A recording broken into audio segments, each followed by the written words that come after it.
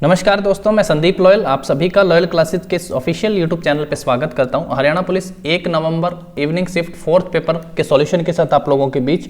और पहला क्वेश्चन यहां पे डायरेक्शन से पूछा, फटाफट से डायरेक्शन बनाते हैं और इस क्वेश्चन को करते हैं। पहले का है कि ये पी पॉइंट मान लो यहाँ से चला ये बंदा, पी से आरंभ करके सतीश 20 मीटर दक्षिण की ओर चला, ये दक्षिण में गया 20 मीटर। फिर कहता है कि बाएं मुड़ा, अब उसका बायां तो इस तरफ हुआ है, बाएं मुड़ा और कितना चला है 30 मीटर चला है।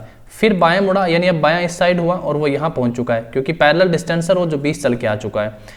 पुनः बायां मुड़ा, अब उसका बायां इस साइड है और कितना चला 40 मीटर चला। अब ये डिस्टेंस 30 है पैरेलल वाला, 30 ये और 10 वो आगे, यानी कुल मिला के वो 40 चला और वो यहाँ पहुंच गया है। और ये पॉइंट दे दिया Q, तो बिंदु P से Q कितना दूर और किस दिशा में है, तो P से बिंदु Q जो है, पहली बात कौन सी डायरेक्शन है, ये पश्चिम, ये नॉर्थ, ये साउथ और ये ईस्ट, तो पश्चिम दिशा में है, 10 मीटर है। तो दोस्तों कहाँ पे है, ऑप्शन बी 10 मीटर उत्तर हो गया ये, नहीं पश्चिम दिशा में 10 मीटर पश्चिम दिशा में, ऑप्शन डी जो हमारा इस क्वेश्चन का सही आंसर होगा।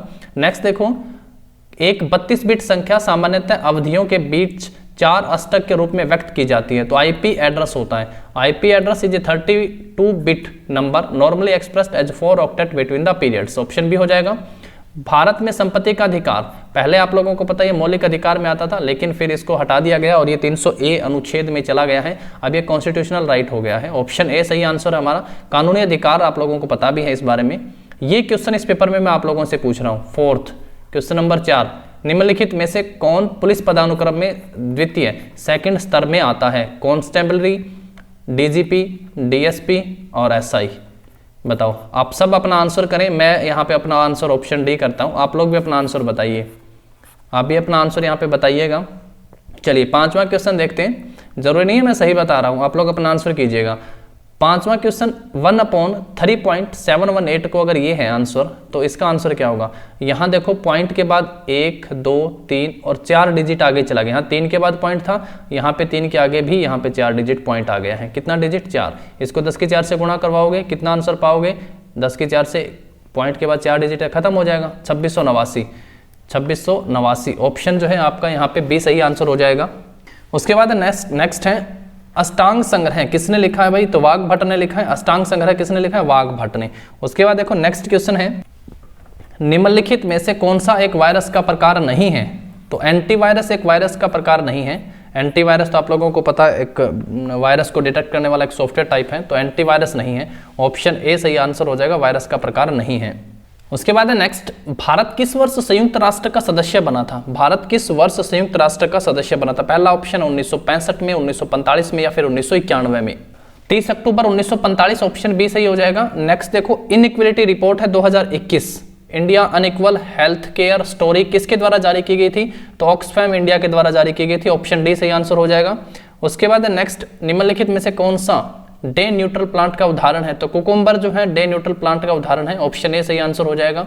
अगला चित्र इस क्या होगा भाई, इस हिसाब से बताइए। पहले ये इस तरीके से 2 ट्रायंगल थी, फिर ये वाली एक ट्रायंगल आई है यहाँ पे, अब ये बीच वाला लाइन यहाँ पे एक सर्कल आया है, मतलब ये समझो कि यहाँ पे 2 ट्रायंगल थी, फिर हाफ ट्रायंगल आई, ये कंप्लीट सर्कल है, अब हाफ सर्कल आएगा। अब क्या आएगा दोस्तों, हाफ सर्कल आएगा, ये दोनों फिल किए हुए ये नहीं आएंगे, और हाफ सर्कल ट्रायंगल भी देखो ये वाली हाफ आई है, तो सर्कल भी ये वाला हाफ आएगा, ऑप्शन ए सही हो जाएगा।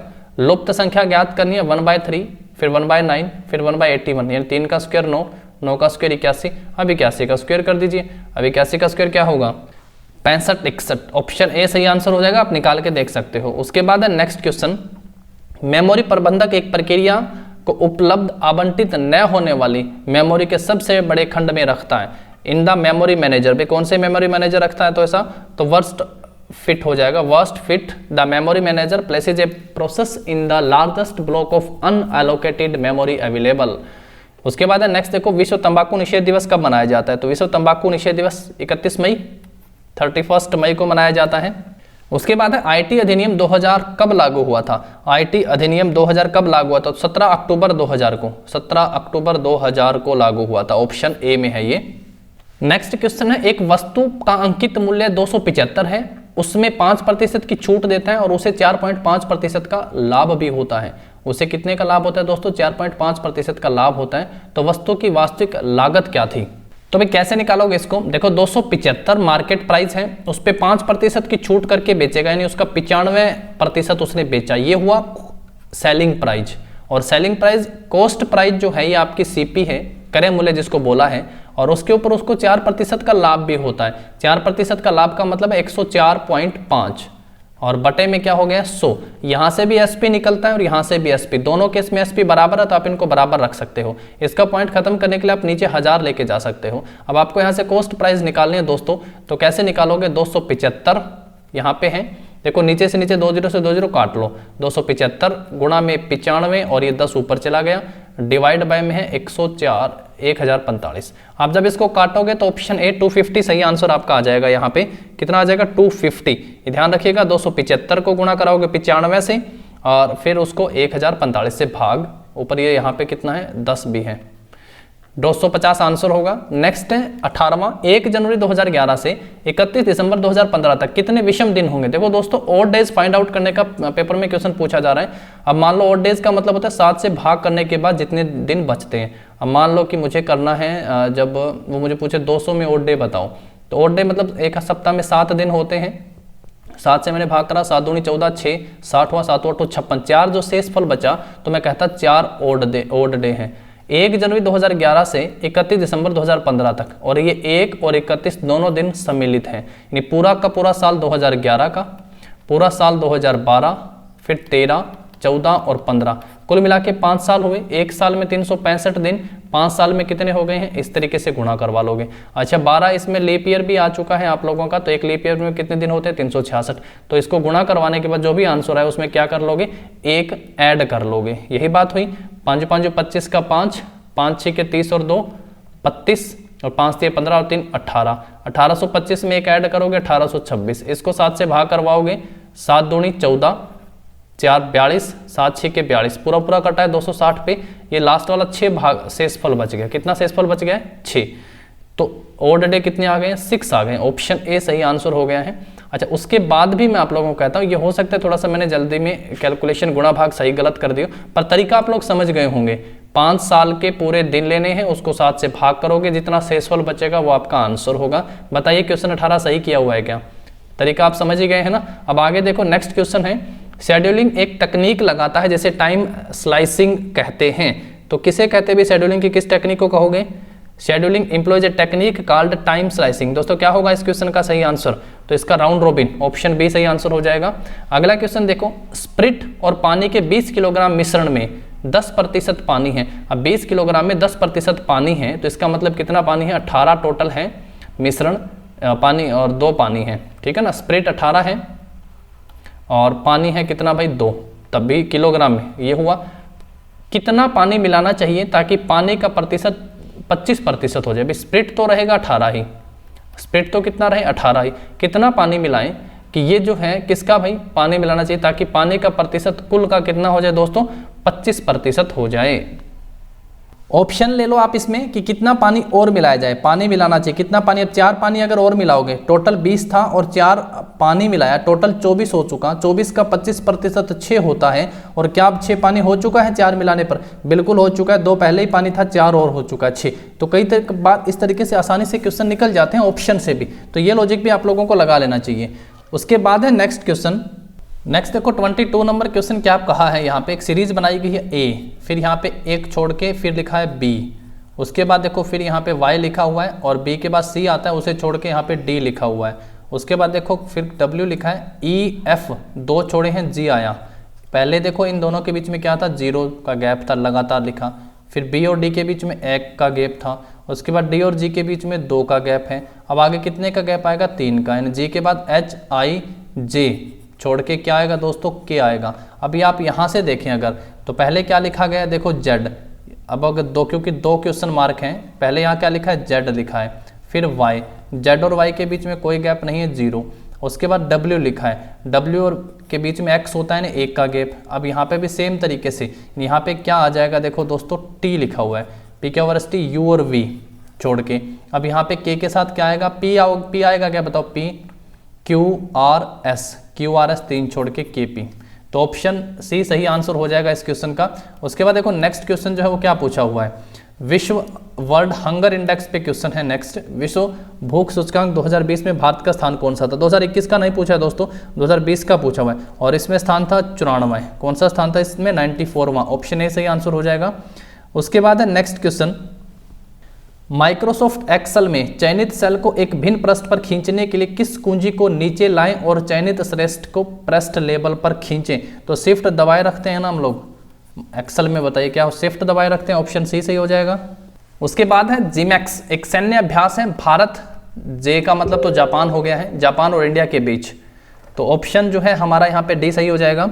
उसके बाद देखो नेक्स्ट जो क्वेश्चन है केवाईसी के बारे में भाई क्वेश्चन है, ये बताओ इसका सही आंसर क्या होगा? केवाईसी के बारे में क्वेश्चन है, तो नाउ यूर केस सबसे पहले तो इट्स फुल फॉर्म है भाई, ये दूसरा पॉइंट बिल्कुल सही है केवाईसी को लेके। तीसरा है कि लो इनकम वालों को जो है कम आय वाले ग्राहकों को केवाईसी जमा करने से कम छूट दी गई है, तो ये वाला भी बिल्कुल सही है। दूसरा और तीसरा पॉइंट तो सही है। भारतीय रिजर्व बैंक बैंकों को खाता खोलने के लिए अनिवार्य बनाने की सलाह देता है कि केवाईसी जरूर करवा लो, है ना, ऐसा हम सुनते हैं कि बैंक से केवाईसी है इस तरीके से कंप्लीट करवा लो, तो ये भी है, यानी दो तो बिल्कुल श्योर हैं और दूसरा और तीसरा तो इसमें दोनों दिए हुए और पहला पॉइंट अगर सेलेक्ट करते हो तो ऑप्शन डी सही आंसर हो जाएगा, जिसमें कहा है कि सभी तीनों सही हैं। नेक्स्ट देखो 18 पंप प्रतिदिन 7 घंटे काम करके 10 दिनों में 21, यार बहुत आसान क्वेश्चन है, क्या फॉर्मूला लगाना है? देखो M1 D1 और H1 घंटे भी है, divide by W1 is equal to M2 D2 H2 divide by W2। बहुत बेसिक सवाल वर्क एंड टाइम का। 18 आदमी 7 घंटे 10 दिन तक काम करके 2170 काम कर देते हैं जो भी हैं, तो 16 पंप दिन में 9 घंटे काम करके कितने दिनों में, यानी D2 निकालना है, 1736 टन काम कर देंगे, जो भी काम था यूनिट जो भी दे रही है, कोई फर्क नहीं पड़ता। अब इसको आप लोगों को सोल्व करना है। देखो किस पे कटेगा ये पूरा पूरा 0 से 0 कटे, इसने इसको काटा 7 21 7 एकम 7 31 पे कटा है ये। अब आप लोग देखो क्या ये कटता है 9 एकम 9, उसके बाद 8 बचा 83, 9 ने 81, 2 ये नहीं कट रहा है इस पे, लेकिन ये 31 इसको काट रहा है, नीचे से नीचे भी कट जाता है ना जब इक्वल का साइन होता है, तो 31 ने पहले 5 पे काटेगा, 155 होगा, 155 आप इसमें से माइनस करो, 13 में से 8 जाएंगे 5 और 18 बचा, ये 6 186 हुआ और 31 6 पे कटेगा पूरा, ये कट गया 56 पे।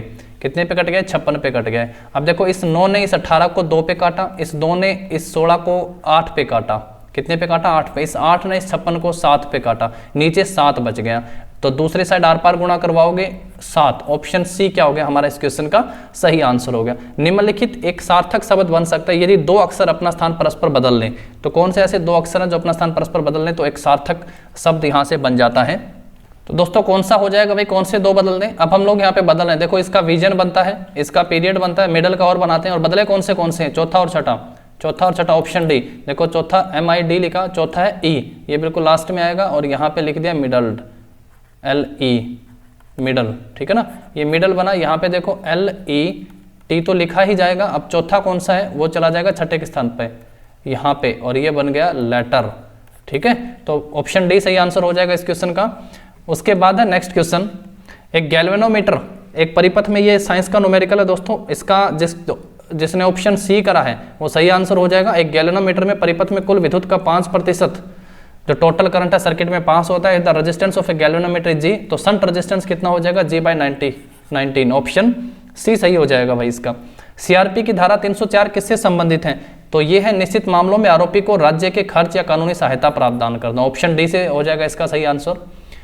देखो फटाफट से हम लोग पेपर कर रहे हैं ताकि क्वेश्चन ज्यादा करें, डिटेल में भी करेंगे मैथ के क्वेश्चन और खास करके साइंस के न्यूमेरिकल, तो साइंस के तो सारे क्वेश्चन इकट्ठे करके हम लोग एक कंप्लीट क्लास बना लेंगे।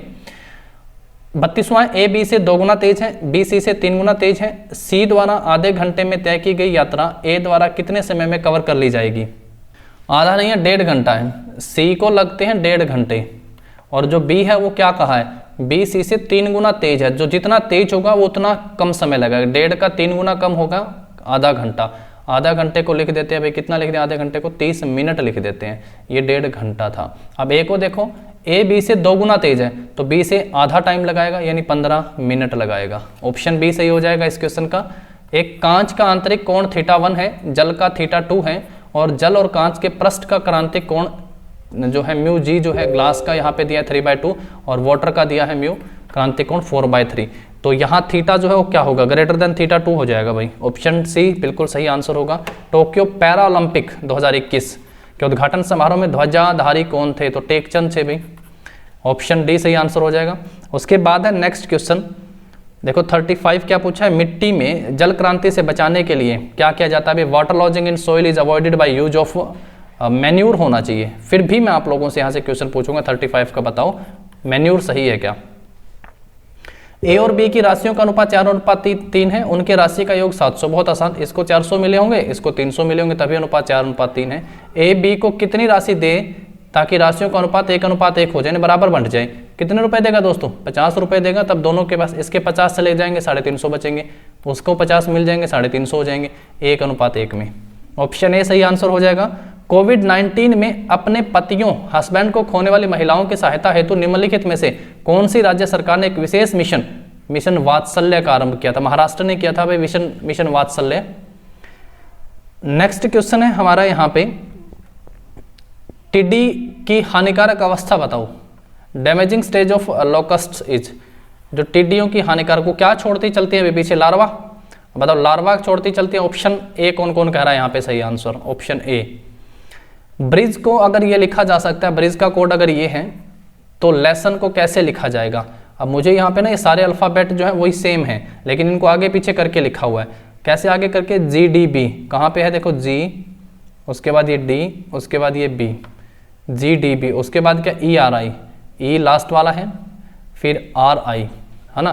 तो देखो GD, सेकंड को उठाओ यहाँ से O, उसके बाद O के बाद जस्ट S, उसके बाद पहले नंबर वाला L, OSL, तो OSL तो ऑप्शन ए में ही है, तो ऑप्शन ए इसका सही आंसर हो जाएगा।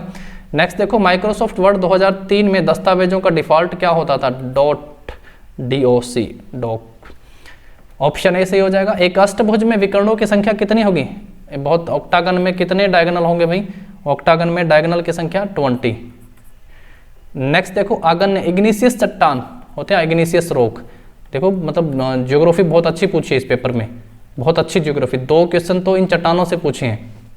उत्पत्ति के आधार पर चट्टानों को 3 भागों में बांटा जाता है, उनमें से सबसे पहले हम कहते हैं जो कि इग्निशियस है। इग्निशियस में जैसे लावा निकलता है, ठंडा होता है, तो ग्रेनाइट जो है वो किसका है? इग्निशियस चट्टाने हैं। बेसाल्ट भी है, मैब्रो भी है, बट चूना पत्थर सेडिमेंट्री रॉक का उदाहरण है, तो इग्निशियस नहीं है। ऑप्शन डी सही आंसर हो जाएगा। ये हरियाणा जीके का। लुवास के वीसी का नाम पूछा है डॉक्टर गुरदयाल सिंह। उस बेलन का आयतन जिसकी ऊंचाई 14 सेंटीमीटर है, आधार का व्यास 4 सेंटीमीटर, आयतन बेलन का 1/3 पाई आर स्क्वायर, 2 का स्क्वायर 4 और h हो गई है 14, 7 से 14 ने इसको 2 पे काटा। क्या ये पूरा पूरा अब कट रहा है? तो इसका आंसर 1/3 नहीं दोस्तों, ये तो कोन के केस में होता ना, सिलेंडर का है बेलन।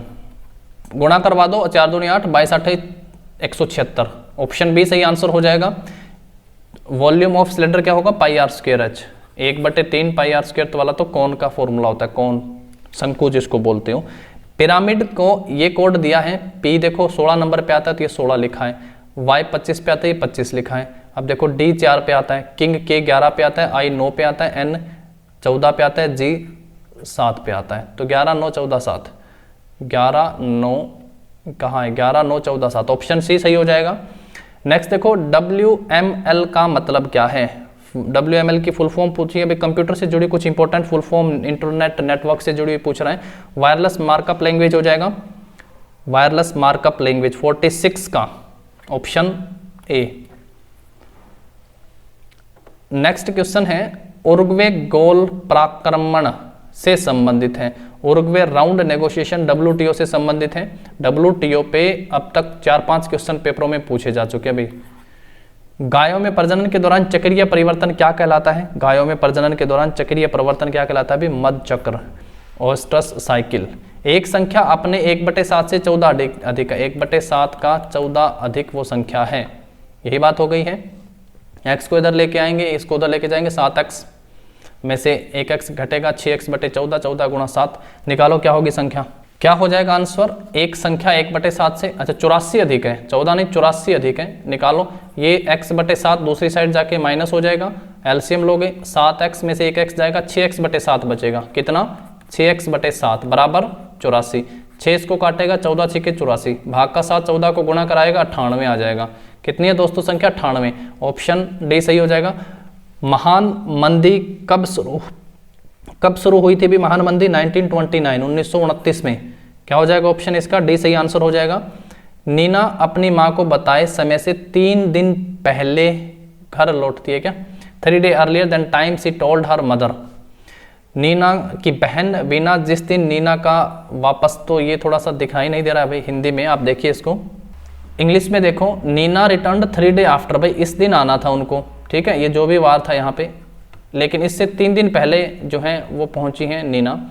और कहा है कि उसकी जो नीना जो सिस्टर है वीना, वो 5 दिन बाद, जिस दिन आना था उसके 5 दिन बाद घर पहुंची है, ठीक है। तो यहाँ कहा है कि अगर नीना जो है थर्सडे को घर आई है, क्या वार था उस दिन? थर्सडे था। 3 और 5 8 होते हैं, थर्सडे में 8 ऐड कर दो, अगला वार आ जाएगा, वो आप लोगों का यहाँ पे आंसर हो जाएगा। फ्राइडे हो जाएगा क्या आंसर?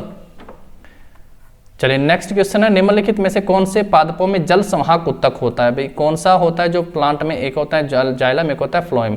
फ्लोएम भोजन का ट्रांसपोर्ट करता है और जाइलम जल का ट्रांसपोर्ट करता है। 20 को अगर 11 लिखा है, 102 को कितना लिखा जाएगा बताओ? 20 को क्या लिखा है यहाँ पे 11, तो 102 को क्या लिख दिया जाए? तगड़ा क्वेश्चन है, कैसे सोल्व किया होगा? देखो 10 को 2 से गुणा करवाओ, 20 आया। 10 में 1 जोड़ो, 11 आया। 102 के केस में क्या हुआ होगा? 51 को 2 से गुणा करवाया, 102 आया। फिर 51 में 1 जोड़ो, 52 आएगा। ऑप्शन सी बिल्कुल सही आंसर होगा भाई इसका। उसके बाद देखो नेक्स्ट क्वेश्चन है, नेक्स्ट क्वेश्चन हमसे यहाँ से क्या पूछा हुआ है? National bank for agriculture and rural development यानी नाबार्ड पूरी तरह से किसके स्वामित्व में है? तो ये भारत सरकार के स्वामित्व में, ऑप्शन सी हो जाएगा इसका सही आंसर। उसके बाद है नेक्स्ट क्वेश्चन, विविधता का उत्पन्न किया जाना और पर्यावरणीय चयन द्वारा विविधता को आकार दिया जाना क्या कहलाता है? तो ये क्या कहलाता है भाई? इवोल्यूशन कहलाता है, विकास। निम्नलिखित में से जैव निम्नीकरण बहुलक हैं। Biodegradable polymer among the following is nylon 2 and nylon 6। Option A हो जाएगा, पीएचपी उसका भी है। 1773 द्वारा विकसित स्टीम इंजन किसने करा था? जेम्स वॉट ने। ऑप्शन सी हो जाएगा। इसकी मिरर इमेज आपको बतानी है, तो यहाँ पे 9 जो है वो बनेगा भाई, 9 पहले 9 आएगा, फिर मतलब 19 को 91 की तरह ये दिखेगा। यहाँ पे देखो 9 उल्टा दिखेगा, ये ऑप्शन में है, जैसे इसमें, जैसे यहाँ पे है, और जैसे कि अब इसमें नहीं है, इसमें है। अब डी भी सबसे पहले दिखेगा यहाँ पे, डी, आई, वी, ओ और सी, जैसे इस ऑप्शन में दिखाई दे रहे हैं। ऑप्शन बी तो वैसे ही गलत हो गया, क्योंकि बीच वाला साइन यहाँ पे जो है डैश का दिया हुआ, ये यहाँ पे प्लस भाग डिवाइड सा दिखाई दे रहा है, तो ये तो नहीं होगा आंसर। अब यहाँ पे देखो LOCKDOWN, LOCKO दिख रहा है, लॉकडाउन है ना, तो यहाँ से स्टार्ट करा है इसने, देखो NWOD होना चाहिए था, DO है, ये भी गलत हो गया। ऑप्शन ए सही आंसर हो जाएगा, LOCKDOWN, ऑप्शन ए। उसके बाद देखो नेक्स्ट है, क्या क्वेश्चन पूछा हुआ है कि ऑटो शेप्स में आकृतियों की कई श्रेणियां हैं, जिसमें क्या क्या शामिल हैं? तो उसमें बेसिक शेप्स भी हैं, फ्लो चार्ट एलिमेंट्स भी हैं और लाइंस भी हैं। ऑल ऑफ द अबव हो जाएगा सही आंसर इसका। नेक्स्ट है, नियामक GAAR गार भारत में कर चोरी रोकने के लिए टैक्स लीक से बचाने की एक कर विरोधी कानून है, तो इसका फुल फॉर्म बताइएगा। जेनरिक एंटी अवॉइडेंस रूल कहाँ पे है भाई? जनरल एंटी, ऑप्शन बी में हो जाएगा सही आंसर। उसके बाद है नेक्स्ट है 62 नंबर क्वेश्चन, क्या पूछा है? एक वर्कशॉप में सभी श्रमिकों का औसत वेतन 8000 है। Average salary of 7 technician is 12,000 and the average salary of the rest is 6,000। The total number of worker in the show. Average salary of all worker, भाई n वर्कर हैं और उनकी सैलरी एवरेज 8000 है, तो टोटल हो गया 8000 n, ठीक है। अब उसमें कहा है कि the average salary of 7 technician, 7 technician का टोटल हो जाएगा 12,000 गुणा 7, ठीक है। And the average salary of rest is, जो बाकी बच गए हैं उनकी कितनी है भाई? 6 हैं। तो total number of worker in the workshop कितनी होंगे? वर्कर। वैसे यहाँ पे मैं आपको एक और तरीका बता दूं, देखो इसने कहा है कि टेक्नीशियन को आप लोग यहाँ पे लिखिए टेक्नीशियन, ठीक है ना। टेक्नीशियन 7 हैं और उनकी एवरेज सैलरी है 12,000, 12 लिख लो, कोई दिक्कत नहीं है। दूसरा जो है रेस्ट जो वर्कर बचे हैं, मान लो रेस्ट में जो है उनको आप लोग लिखो RW, रेस्ट वर्कर जो भी हैं उनकी एवरेज सैलरी 6000 है, तो 6 लिख दो। ये 12,000 को 12 लिखा, 6000 को 6 लिख दो। और जो कंप्लीट जो एम्प्लॉय हैं कंपनी के, उनकी सैलरी 8000 है, तो उनको आप 8 लिख दो। ये एक मिक्सर एंड एलिगेशन का रूल बना, 12 में से 8 घटाओगे 4 बचेगा, 8 में से 6 घटाओगे 2 बचेगा, 1:2 आ गया, 1:2 आ गया। किसका भाई? 1 अनुपात आया है टेक्नीशियन का और 2 अनुपात है जो रेस्ट वर्कर हैं। टेक्नीशियन 1 का अनुपात है लेकिन संख्या में 7 है, रेस्ट वर्कर अनुपात में 2 हैं तो 1 गुणा 7 7 होता है, तो 2 गुणा 7 14 हो जाएगा। यानी रेस्ट वर्कर कितने 14 हैं। टोटल कितने हो जाएंगे 7 और 14 21 हो जाएंगे। तो ऑप्शन सी क्या हो जाएगा इस क्वेश्चन का सही आंसर। तो एक सवाल को कई तरीकों से निकाला जा सकता है, ऑप्शन सी हमारा इसका सही आंसर हो जाएगा। उसके बाद देखो नेक्स्ट है, संजीव को ठीक से याद है कि उसके पिता का जन्मदिन 13 अप्रैल से पहले लेकिन 9 अप्रैल के बाद था। यानी 9 अप्रैल से 13 अप्रैल के बीच में था। 13 अप्रैल से पहले था, 13 से पहले था और 9 के बाद है, तो 9 और 13 के बीच में है, ध्यान देना। और जबकि उसकी बहन को ठीक से याद है कि उसके पिता का जन्मदिन 11 अप्रैल को या उसके बाद नहीं है। 11 अप्रैल को या फिर उसके बाद नहीं है, तो एक ही दिन बचता है जिस दिन है, तो कब है 10 अप्रैल। ऑप्शन डी हो जाएगा सही आंसर। नेक्स्ट है, प्रसन्नता परामर्श एक कोर्स स्टार्ट करा है अभी, हैप्पीनेस काउंसलिंग, किस यूनिवर्सिटी ने करा है, तो गुजरात विश्वविद्यालय ने स्टार्ट किया है। ऑप्शन डी हो जाएगा। नेक्स्ट क्वेश्चन देखो क्या लिखा हुआ है यहाँ पे, इसका अर्थ है समाज में विशेष अधिकारों और संसाधनों असमान वितरण जिससे समाज के कुछ लोग बाकी लोगों की तुलना में अधिक धन शक्ति और विशेषाधिकार रखते हैं। विशेषाधिकार धन शक्ति अलग अलग हैं समाज में लोगों को, तो इसको क्या कहोगे, इनइक्वलिटी तो है ये, असमानता तो है ये, पर धन वाली जो है इसको तो इकोनॉमिक इनइक्वलिटी कह सकते हैं, पावर है ये सब चीजें पैसे से संबंधित, तो इनइकोनॉमिक होगा। सोशल में सामाजिक हो सकता है, लेकिन धन शक्ति और वे चीजें सब सोशल स्टेगिमेटिज्म एंड सोशल डिफरेंस सामाजिक अंतर, तो भाई इकोनॉमिक इनइक्वलिटी तो है ये, तो मैं इसको डाउट में कह रहा हूँ आपको क्वेश्चन। और अगर सोशल इकोनॉमिक इनइक्वलिटी कहेंगे तो ऑप्शन डी हो जाएगा। तो सारे ही इसमें हैं ऑप्शन, आप लोग बताइएगा अपना रिस्पॉन्स यहाँ पे कि क्वेश्चन नंबर 65 का क्या लगता है सही आंसर।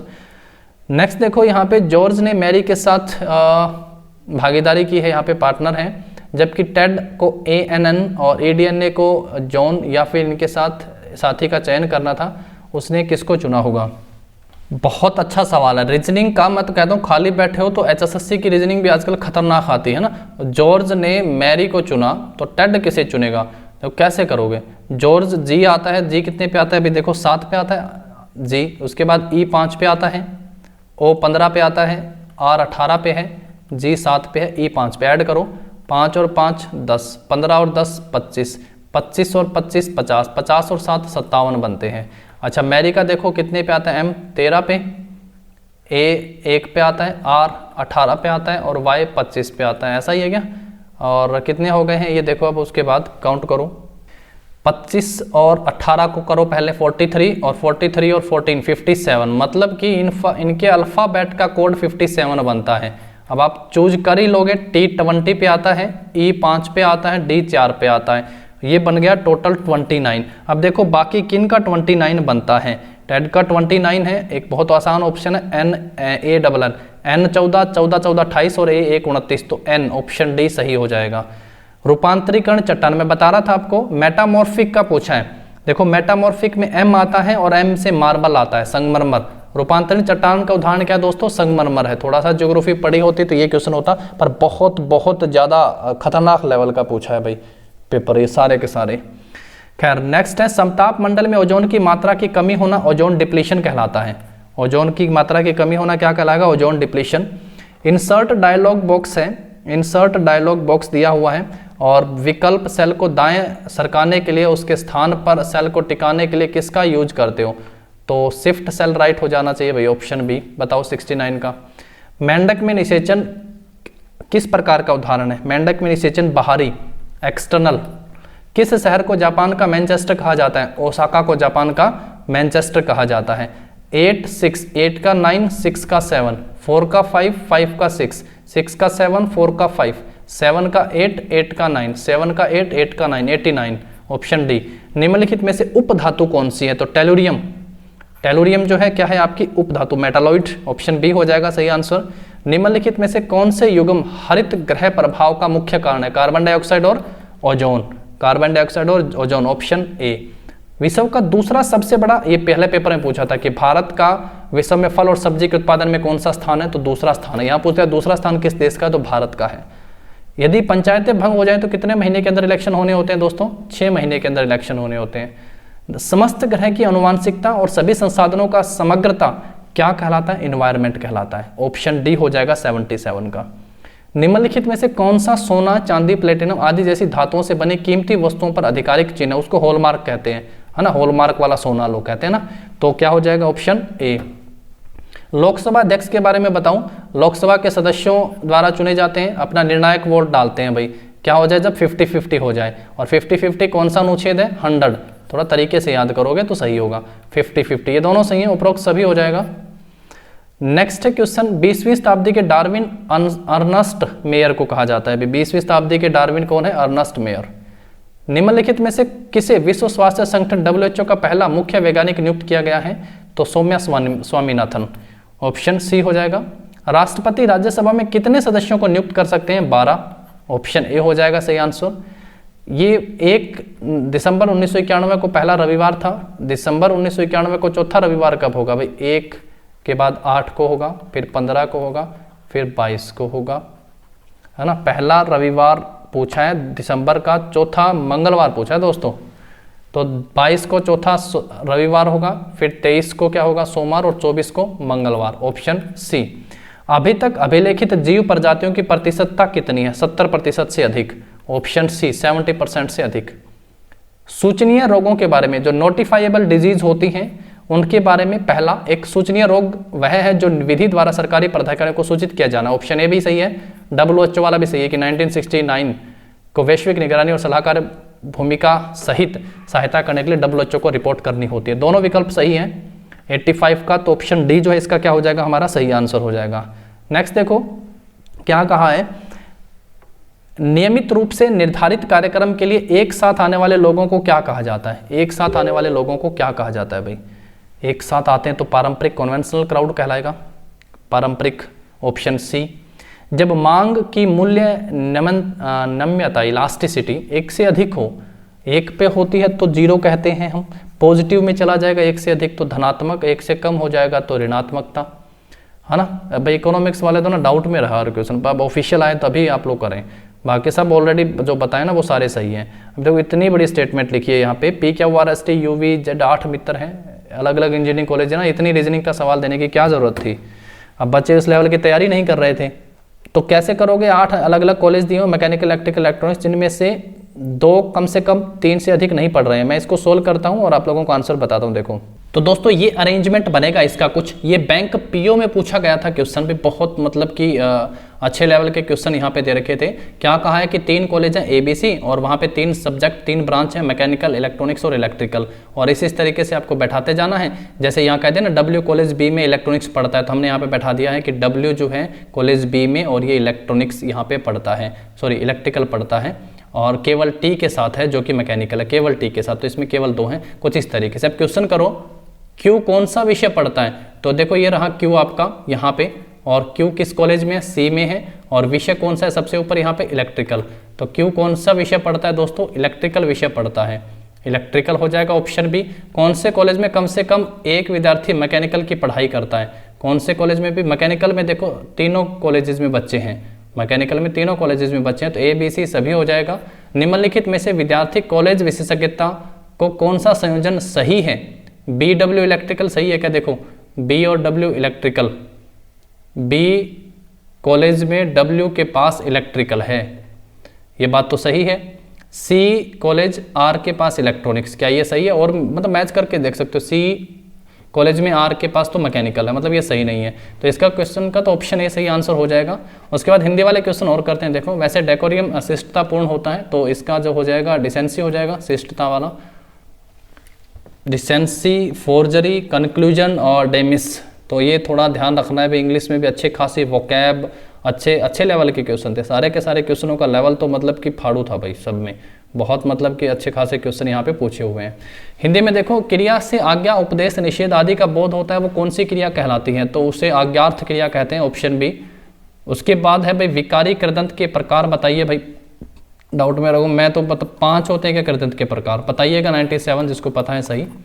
राजमहल शब्द जो है 3 प्रकार के होते हैं ना, रूढ़ होता है जिसमें कोई अलग से अर्थ ना निकले, फिर होता है उसके बाद जैसे यौगिक होते हैं, राजा का महल हो गया है जैसे, हिमालय हो गया है जैसे, और योग रूढ़ वो मतलब कि जिससे क्या कहते हैं दशानन, जिसका अलग से अर्थ निकलता है, रावण हो गया जैसे, तो यौगिक होगा इसका सही आंसर, ऑप्शन सी।